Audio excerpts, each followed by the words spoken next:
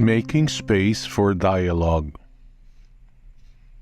2022 has been a year of transition for us.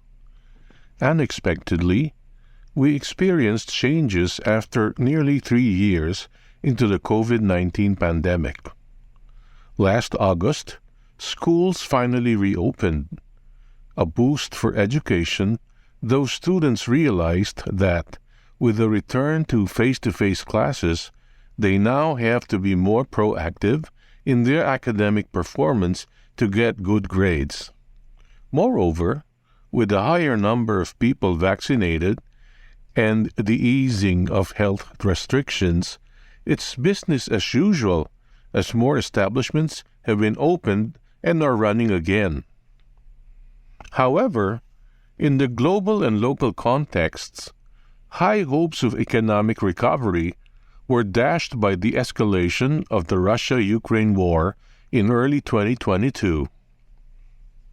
Concerns increased about a shortfall in global supplies from Russia, the world's second biggest producer of crude oil.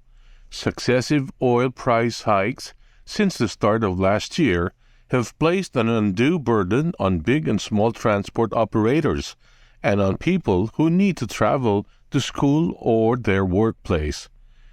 It's a tough time for our country's economy as the inflation rate soared to a 14-year high of 8% in November 2022. Prices of basic commodities have skyrocketed, with the poor bearing the brunt of the oil war spike.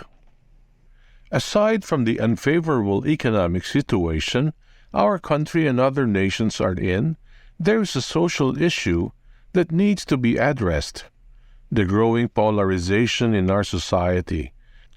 The high degree of polarization in the Philippines has caused a rift in democratic attitudes that almost every issue in the country has been highly debated with no signs of reconciliation. Social media platforms have been criticized for creating and enhancing echo chambers, which is the idea that people are only presented with information they already agree with, thereby reinforcing their confirmation bias. The problem with this is that we never get to see the whole picture. If we don't want to hear the other person's point of view, we'll never understand where he or she is coming from.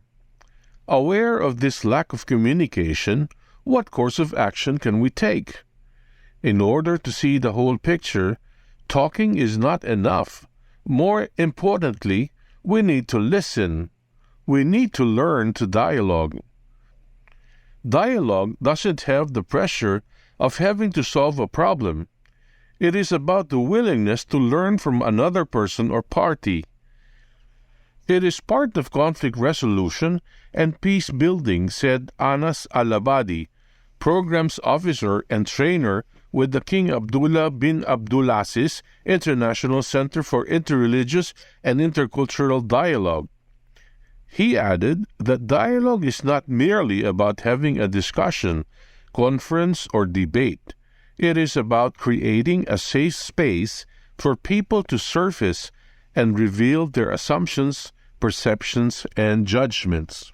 In this connection, it is fitting that we start 2023 with the World Day of Peace, traditionally celebrated on January 1, the solemnity of Mary, the Mother of God. On this occasion, the Pope and the Church stress the need to care for one another, build tolerance for others, and create a society that focuses on good moral values and does not yield to the temptation to disregard others.